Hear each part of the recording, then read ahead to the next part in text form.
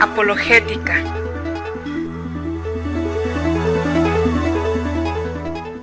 Hay que aclarar que apologética significa defensa. Este apartado es muy importante puesto que nos permite aclarar muchas dudas.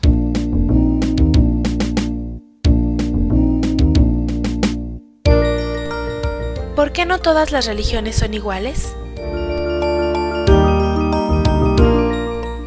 Todas las religiones son iguales. No importa cuál elijas seguir o creer. Finalmente, todas tienen el mismo propósito. Todas llevan a Dios. Esta es una afirmación que se repite continuamente, pero ¿es suficiente su reiteración para tomarla como válida? Piénsese en el concepto de divinidad, por ejemplo. Mientras el budismo huye de toda idea positiva o definida de Dios, las religiones tribales son politeístas, y dentro de esta gama cabe todo, desde el Brahman impersonal del hinduismo al Dios personal del cristianismo. Otro ejemplo sería la idea cristiana de la encarnación. La afirmación de que Dios penetró en la historia como ser humano es una afirmación limitada exclusivamente a la fe cristiana. Todas, salvo de generaciones extrañas, que son como la excepción que confirma la regla, llevan al hombre a hacer cosas buenas, exaltan sentimientos positivos y satisfacen en mayor o menor medida la necesidad de trascendencia que todos tenemos. En el fondo, da igual una que otra. Además, ¿por qué no puede haber varias religiones verdaderas? Es cierto que uno tiene que ser de espíritu abierto y apreciar todo lo positivo que haya en las diversas religiones, que es sustancialmente diferente que decir que existen varias religiones verdaderas. Si solamente hay un Dios, no puede haber más que una verdad divina y una sola religión verdadera. La sensatez en la decisión humana sobre la religión no estará, por tanto, en elegir la religión que a uno le guste o le satisfaga más, sino más bien en acertar con la verdadera, que solo puede ser una, porque una cosa es tener una mente abierta y otra bien distinta, pensar que cada uno puede hacerse una religión a su gusto, y no preocuparse mucho, puesto que todas van a ser verdaderas. Ya dijo Chesterton que tener una mente abierta es como tener la boca abierta, no es un fin, sino un medio. Y el fin, decía con sentido del humor, es cerrar la boca sobre algo sólido. Como cristiano que soy, creo que el cristianismo es la religión verdadera, porque si uno no cree que su fe es la verdadera, lo que le sucede entonces sencillamente es que no tiene fe. Lógicamente, creer que el cristianismo es la religión verdadera no implica imponerla a los demás, ni menospreciar la fe de otros, ni nada parecido. Es más, la fe cristiana, bien entendida, exige ese respeto a la libertad de los demás. Ahora bien, la adhesión a la verdad cristiana no es como el reconocimiento de un principio matemático. La revelación de Dios se despliega como la vida misma, y toda verdad parcial no tiene por qué ser un completo error. Muchas religiones tendrán una parte que será verdad y otra que contendrá errores, excepto la verdadera, que lógicamente no contendrá errores. Por esta razón, la Iglesia Católica nada rechaza de lo que en otras religiones hay de verdadero y de santo. Considera con sincero respeto los modos de obrar y de vivir, los preceptos y doctrinas que, aunque discrepan en muchos puntos de lo que ella profesa y enseña, no pocas veces reflejan un destello de aquella verdad que ilumina a todos los hombres.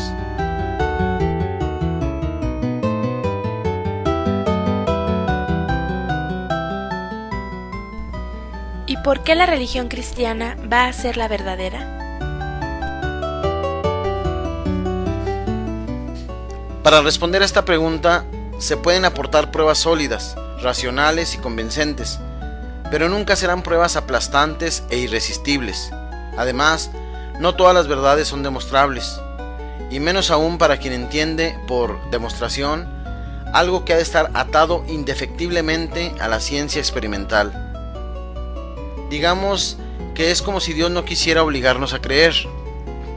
Dios respeta la dignidad de la persona humana, que Él mismo ha creado y que debe regirse por su propia determinación. Dios jamás coacciona. Además, si fuera algo tan evidente como la luz del sol, no haría falta demostrar nada. Ni usted estaría escuchando esto, ni yo hablándolo. Para creer, hace falta una decisión libre de la voluntad. La fe es a la vez un don de Dios y un acto libre. Y nadie se rinde ante una demostración no totalmente evidente si hay una disposición contraria de la voluntad. En este caso sugiero comentar algunas de las razones que pueden hacer comprender mejor por qué la religión cristiana es la verdadera. No pretendo hacerlo de modo exhaustivo ni tremendamente riguroso. Se trata simplemente de arrojar un poco de luz sobre el asunto, resolviendo algunas dudas o bien fortaleciendo convicciones que ya se tienen. Solo intento hacer más verosímil la verdad.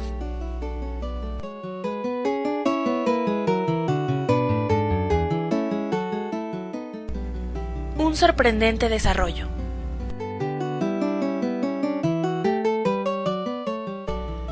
Podemos empezar, por ejemplo, por considerar lo que ha supuesto el cristianismo en la historia de la humanidad. Pensemos cómo en los primeros siglos la fe cristiana se abrió camino en el Imperio Romano de forma prodigiosa. El cristianismo recibió un tratamiento tremendamente hostil. Hubo una represión brutal, con persecuciones sangrientas y con todo el peso de la autoridad imperial en su contra durante muchísimo tiempo, poco más de 2 siglos. Es necesario pensar también que la religión entonces predominante era una amalgama de cultos idolátricos, enormemente indulgentes en su mayor parte, con todas las debilidades humanas. Tal era el mundo que debían transformar. Un mundo cuyos dominadores no tenían interés alguno en que cambiara. Y la fe cristiana se abrió paso sin armas, sin fuerza, sin violencia de ninguna clase. Y pese a esas objetivas dificultades, los cristianos eran cada vez más.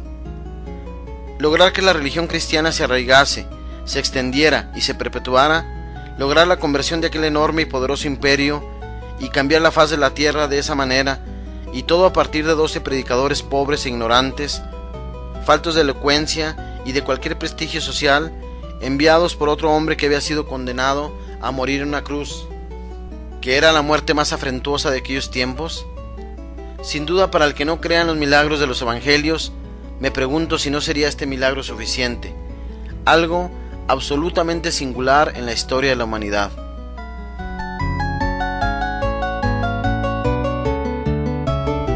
Jesús de Nazaret. Sin embargo, la pregunta básica sobre la identidad de la religión cristiana se centra en su fundador, en quién es Jesús de Nazaret. El primer trazo característico de la figura de Jesucristo es que afirma ser de condición divina. Esto es absolutamente único en la historia de la humanidad. Es el único hombre que en su sano juicio ha reivindicado ser igual a Dios. Y recalco lo de reivindicado porque, como veremos, esta pretensión no es en modo alguno signo de jactancia humana, sino que al contrario, va acompañada de la mayor humildad. Los grandes fundadores de religiones como Confucio, Lao Tse, Buda y Mahoma jamás tuvieron pretensiones semejantes. Mahoma se decía profeta de Alá, Buda afirmó que había sido iluminado, y Confucio y Lao Tse predicaron una sabiduría. Sin embargo, Jesucristo afirma ser Dios. Los gestos de Jesucristo eran propiamente divinos. Lo que de entrada sorprendía y alegraba a las gentes era la autoridad con que hablaba, por encima de cualquier otra, aun de la más alta, como la de Moisés, y hablaba con la misma autoridad de Dios en la ley o los profetas, sin referirse más que a sí mismo. Habéis oído que se dijo, pero yo os digo. A través de sus milagros manda sobre la enfermedad y la muerte, da órdenes al viento y al mar, con la autoridad y el poderío del Creador mismo.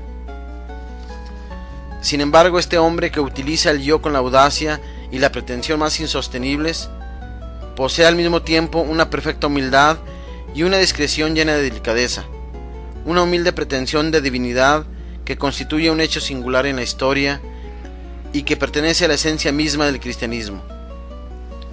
En cualquier otra circunstancia, piénsese de nuevo en Buda, en Confucio o en Mahoma, los fundadores de religiones lanzan un movimiento espiritual que, una vez puesto en marcha, puede desarrollarse con independencia de ellos.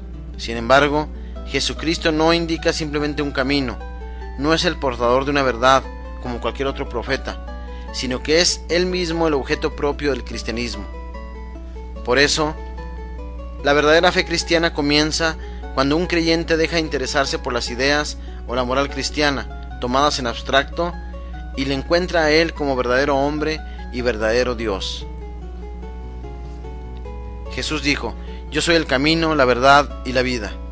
Nadie viene al Padre si no es por mí. Él habló de su persona como el camino para llegar a Dios, y personalizó la verdad en sí mismo. El mensaje de Jesucristo fue excluyente frente a todos los demás mensajes. Esto no es compatible con ninguna otra fe. Jesucristo no podía ser otro maestro espiritual más. O era el camino, o bien era el farsante más grande de toda la historia.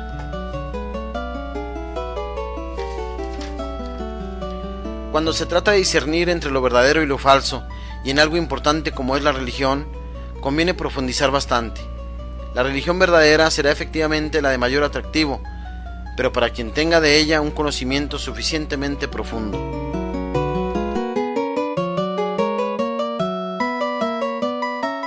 ¿Puede uno salvarse con cualquier religión?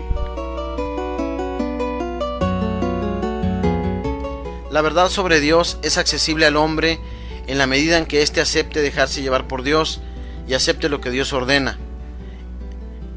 También en que el hombre quiera buscar a Dios rectamente. Por ello, es un barbarismo decir que los que no son cristianos no buscan a Dios rectamente. Hay gente recta que puede no llegar a conocer a Dios con completa claridad. Por ejemplo, por no haber logrado liberarse de una cierta ceguera espiritual, una ceguera que puede ser heredada por su educación o de la cultura en que ha nacido, y en ese caso, Dios, que es justo, juzgará a cada uno por la fidelidad con que haya vivido conforme a sus convicciones. Es preciso, lógicamente, que a lo largo de su vida hayan hecho lo que esté en su mano por llegar al conocimiento de la verdad, y esto es perfectamente compatible con que haya una única religión verdadera. En esta línea, la Iglesia Católica señala que los que sin culpa de su parte no conocen el Evangelio ni la Iglesia, pero buscan a Dios con sincero corazón e intentan en su vida hacer la voluntad de Dios, conocida a través de lo que les dice su conciencia, pueden conseguir la salvación eterna. Y como asegura Peter Kreeft, el buen ateo participa de Dios precisamente en la medida en que es bueno. Si alguien no cree en Dios, pero participa en alguna medida del amor y la bondad, vive en Dios sin saberlo. Esto no significa, sin embargo, que basta con ser bueno sin necesidad de creer en Dios para lograr la salvación eterna. La persona no debe creer en Dios porque nos sea útil o porque nos permita ser buenos, sino fundamentalmente porque creemos que Dios es verdadero. En esta línea hay que mostrarnos un tanto escépticos ante algunas crisis de fe supuestamente intelectuales, pero que en el fondo esconden una opción por fabricarse una religión propia, a la medida de los propios gustos o comodidades. Cuando una persona hace una interpretación acomodada de su religión, para rebajar así sus exigencias morales, o no se preocupa de recibir la necesaria formación religiosa, adecuada a su edad y circunstancias, o es bien probable que la pretendida crisis intelectual bien pueda tener otros orígenes.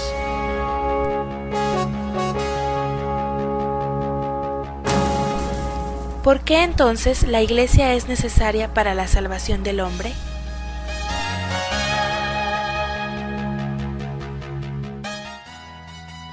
La Iglesia peregrinante es necesaria para la salvación, pues Cristo es el único mediador y el camino de salvación, presente a nosotros en su cuerpo, que es la Iglesia.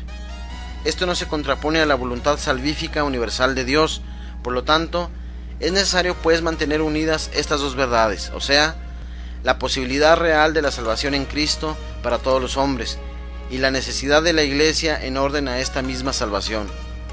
Para aquellos que no son formal y visiblemente miembros de la Iglesia, la salvación de Cristo es accesible en virtud de la gracia que, aun teniendo una misteriosa relación con la Iglesia, no les introduce formalmente en ella, sino que los ilumina de manera adecuada en su situación interior y mental. Esta gracia proviene de Cristo, es fruto de su sacrificio y es comunicada por el Espíritu Santo.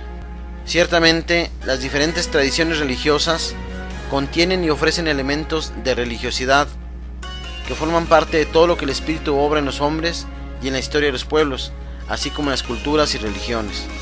A ellas, sin embargo, no se les puede atribuir un origen divino ni una eficacia salvífica que es propia de los sacramentos cristianos. Por otro lado, no se puede ignorar que otros ritos no cristianos, en cuanto dependen de supersticiones o de otros errores, constituyen más bien un obstáculo para la salvación. 1 Corintios 10, 20 al 21. En este sentido, con la venida de Jesucristo Salvador, Dios ha establecido a la Iglesia para la salvación de todos los hombres. Esta verdad de fe no quita nada al hecho de que la Iglesia considera las religiones del mundo con sincero respeto, pero al mismo tiempo excluye esa mentalidad indiferentista marcada por un relativismo religioso que termina por pensar que una religión es tan buena como la otra. Como exigencia del amor a todos los hombres, la Iglesia anuncia y tiene la obligación de anunciar constantemente a Cristo, que es el camino, la verdad y la vida. Juan 14:6. En quien los hombres encuentran la plenitud de la vida religiosa y en quien Dios reconcilió consigo a todas las cosas.